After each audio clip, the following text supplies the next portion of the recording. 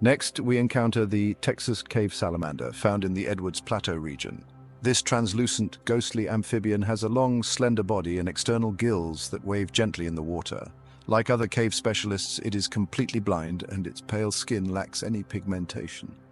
Living in underground aquifers and flooded limestone caves, the Texas cave salamander has a low metabolic rate, a necessary adaptation for surviving in an environment with sparse food resources.